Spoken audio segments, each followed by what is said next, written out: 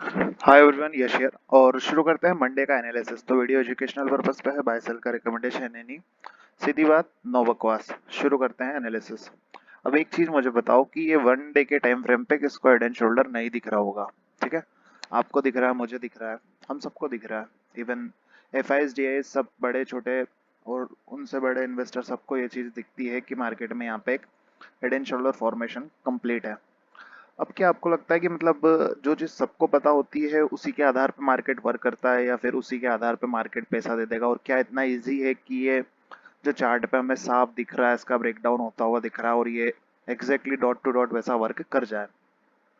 Sir, मेरी तरफ से तो इसके लिए कोई भी राय नहीं है कि ये जैसा दिखा रहा है वैसा आपके लिए कर जाए। क्यों मैं ऐसा कहता हूँ, उसके पीछे के क्या रीजंस है, आइए एक बार डिटेल में समझ लेते हैं। तो 5 मिनट का वीडियो रहेगा, पूरा देख लेना। देखो, यहाँ पे जो एवरेजेस लगे हुए हैं, मूविंग एवरेजेस, मार्केट उससे थोड़ा नीचे है, ज़्यादा नीचे नहीं है। लेकिन यहाँ पे एक बात जो लॉजिकल समझने वाली वो ये है कि मार्केट के पास यहाँ पे दो सपोर्ट थे जो कि काफ़ी इंपॉर्टेंट थे। ये जो पहला टॉप और दूसरा टॉप यहाँ दिख रहा है, देखो मैं आपको ठीक से एक बार लाइन चार्ट ओपन करके दिखाता हूँ। देखो, मार्केट के पास यहाँ पे जो सपोर्ट इंपॉर्टेंट बना हुआ है वो यहीं के हैं, मतलब इन एरियाज के ही मार्केट के पास सपोर्ट है। ये ये जो लेवल्स बने हुए हैं मार्केट के पास, यहाँ पे ये इम्पोर्टेंट सपोर्ट लाइन है। ये हो गया, ये हो गया, ये पूरा एक सपोर्ट का एरिया है। तो मार्केट इस बीच में से कहीं से भी बाउंस आपके लिए ले सकती है। इवन मान के चलिए कि अगर एक मंडे को गैप डाउन भी हो जाता है, फ्लैट ओपनिंग भी हो जाती है, थोड़ी सी नेगेटिव भी चली जाती है, तो इवेंचुअली मार्केट कैन रिकवर। मुझे जो लगता है मार्केट यहाँ से रिकवर कर सकती है और मार्केट एक बार बाउंस देगी। क्योंकि आप मान के चलो कि सबसे ज्यादा जो इन्वेस्टर हैं बड़े या F I S D eyes है, उनको लिक्विडिटी कहाँ मिल रही है? उनको लिक्विडिटी यहीं मिलेंगी जब आप लोग यहाँ पे पुट खरीदोगे। ठीक है, उन्हें अगर यहाँ पे एक बड़ा सा कॉल का मोमेंटम लाना भी है तो सबसे पहले वो लोग आपको पुट खरीदवाएंगे, और जाहिर सी बात है आप महंगे प्रीमियम देके आपने मार्केट में क्लोज किया अपने आप को। ठीक है, जो कि बढ़ भी नहीं रहते। ठीक है, इंडिया विक्स भी डाउन था, इसमें भी यहाँ पे ये चीज शो नहीं हो रही थी कि यार मार्केट फॉल कर जाएगा। ठीक है, तो मैं मेरे से बड़ा कोई बियर नहीं मेरे को भी फिलहाल दिखता है। मार्केट फॉल करेगा, 100% तथ्य है। लेकिन मार्केट फॉल करेगा, उसका भी एक तरीका है, उसकी भी एक प्रोसेस है। उस प्रोसेस को बिना फॉलो किए ये फॉल नहीं कर सकता। हाँ, आपको फेक मोमेंटम में जरूर फंसाने के लिए नीचे तक को आ सकता है, जिसमें कि लास्ट मेरे को जो पहला इमिडिएटली दिखता है वो है कि 44,000 तक एक बार अगर आ जाए तो आ जाए।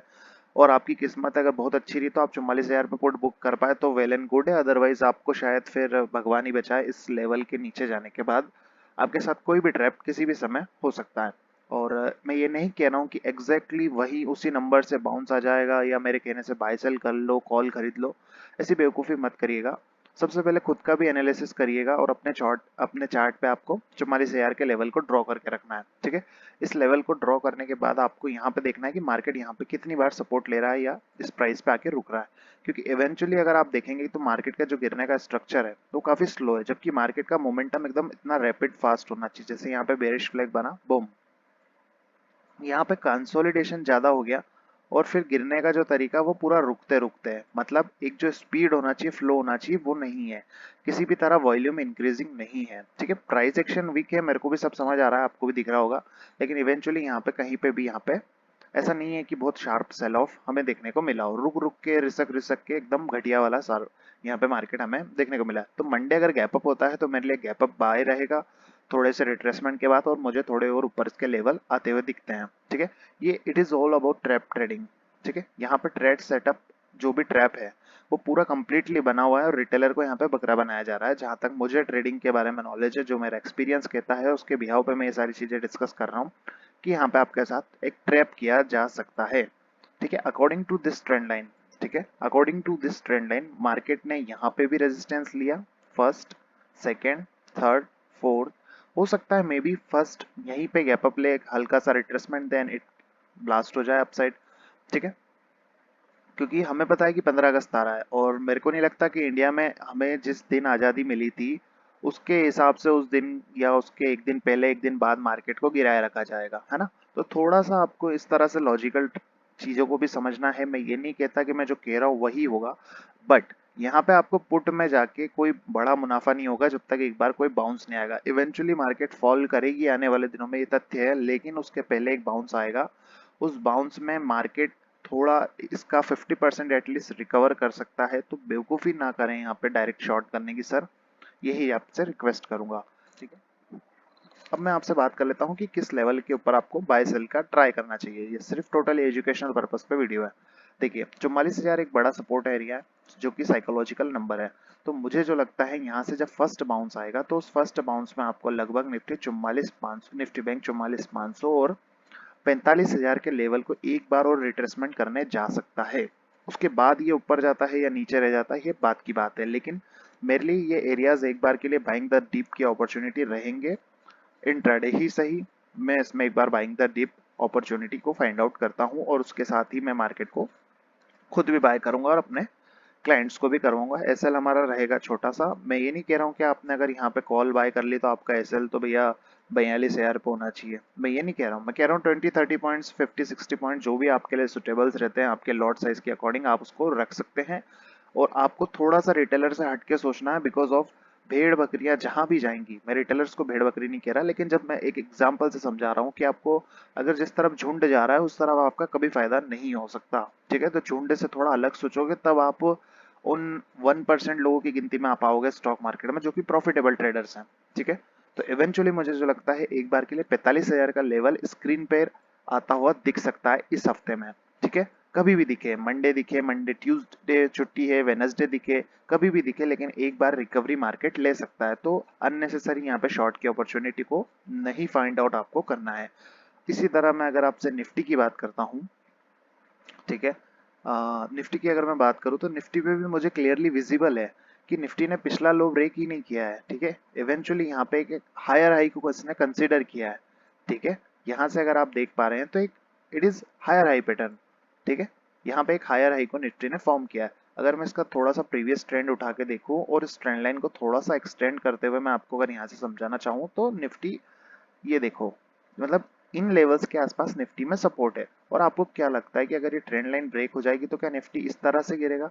अगर इस तरह से गिर रहा होता तो एफ आईज यहाँ पे कल 3,000 करोड़ की सेलिंग ना करते हुए 6,000 की सेलिंग करके गए होते हैं। ठीक है, तो थोड़ा सा आपको लॉजिकल सोचना है कि मार्केट यहाँ से इतना एकदम से नहीं गिर सकता है।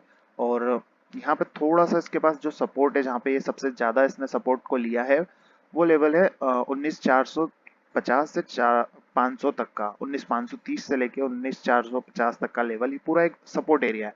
तो market should bounce from here. Okay, यहाँ से जो क्लियर विजन मेरा है वो यहाँ से बाइंग द डिप अपॉर्चुनिटी का एटलीस्ट वंस मार्केट यहाँ से ऊपर जाना चाहिए। ठीक है, मंडे मेरा व्यू तो गैप अप का है पर्सनली, बट टेक्निकली यहाँ पे सब प्राइस एक्शन वगैरह वीक है और यही चीज आपको दिखाई जा रही है। तो वही चीज आप देख रहे हो तो आप सोचोगे भी put put put put put, लेकिन भाई साहब अगर जब सभी पुट पुट पुट करेंगे तो कॉल में पैसा कौन बनाएगा? वो बनाएगा एफ आईज और हम लोग, क्योंकि हम थोड़ा आप लोगों से भी अलग सोचते हैं और एफ आईज डी आईज की तरह हम सोचने की कोशिश करते हैं। मैं ये नहीं कह रहा कि मैं एफ आईज हूँ, डी आईज का दोस्त हूँ, भतीजा हूँ, कुछ भी नहीं हूँ।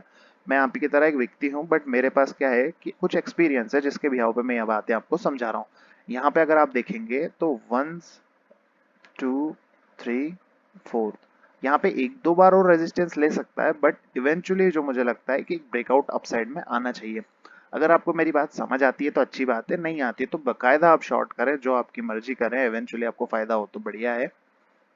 मेरा उसमें कोई लॉस नहीं, कोई घाटा नहीं। हाँ, ये भाई नहीं कह रहा हूँ कि भैया ये ब्रेकडाउन हो ही नहीं सकते, मतलब कोई नहीं करवा सकता। मैं ऐसी बकर बकर नहीं कर रहा हूँ, मैं डायरेक्ट ये कहना चाहता हूँ कि एक बार इन एरिया से बाउंस आ सकता है। ठीक है, अगर हमें मार्केट खुद कहेगा कि हाँ मैं ब्रेकडाउन दे रहा हूँ विद वॉल्यूम, तो प्लीज आप भी शॉर्ट करें, हम भी करेंगे, आप भी कमाओ हम भी कमाएंगे, लेकिन बट बिफोर दैट आप थोड़े से शांत रहें, क्योंकि ये एरियाज जो हैं इनमें काफी बड़ा कंसोलिडेशन मार्केट ने किया है, पहले भी यहाँ पे सपोर्ट लिया है। अभी once a resistance broken should act as a support, तो यहाँ पे अभी सपोर्ट बन चुका है।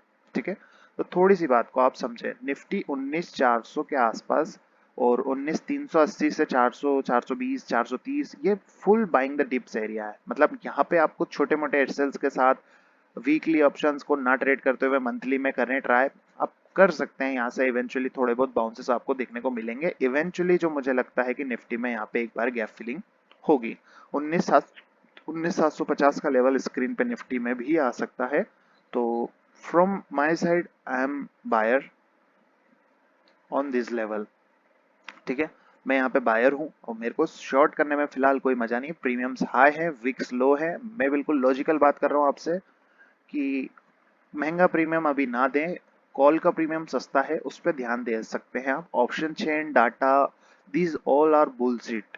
यहाँ पे ये सब बुलशिट है। मतलब आप इन पे जाके अगर मैं आपको एक बार दिखाऊं कि ये सब वर्क कैसे कर रहे हैं। अगर यहाँ पे मान लो एक एफ कोई बड़ा प्लेयर इन्वेस्ट कर गया, यहाँ पे उसने बाय कर लिया, ये एक सेकंड नहीं लगाएगा इसकी शक्ल बदलने में। यहाँ से ये जो आपको रेड रेड रेड दिख रहे हैं ना बार्स, अभी ये स्क्रीन पे जो आ रहे हैं, ये ग्रीन रेड, ये सारे हट के रेड हो जाएंगे। रेड का मतलब होता है पुट राइटर और ग्रीन का मतलब होता है कॉल राइटर। इवेंचुअली यहाँ पे एक बहुत मैसिव सपोर्ट यहाँ पे बन सकता है। तो don't try to short the market with full quantity on a weekly options. Okay, थोड़ा सा सब थोड़ा सा रुक जाओ। कोई आपकी रैली नहीं छूट जाएगी, गाड़ी नहीं छूट जाएगी। थोड़ा सा रुक जाओगे तो हो सकता है कोई बड़ा मूव जो कि सही है वो हाथ में आ जाए। अगर आपको बहुत ही अग्रेसिव हो, आपको तो आपकी यहाँ से नहीं शॉर्ट किया, यहाँ से नहीं किया, यहाँ से नहीं किया और पूरी बियरिशनेस यहाँ पे आ रही है, तो फिर आपका तो कोई इलाज नहीं है सर। आपको थोड़ा लर्निंग की जरूरत है।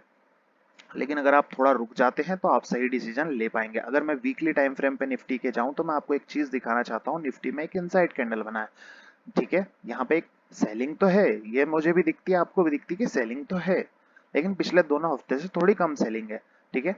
और एक बार मेरे को जो लगता है वो ये ट्रैप करने के लिए थोड़ा सा ऊपर मार्केट को वापस ले जा सकते हैं, ठीक है।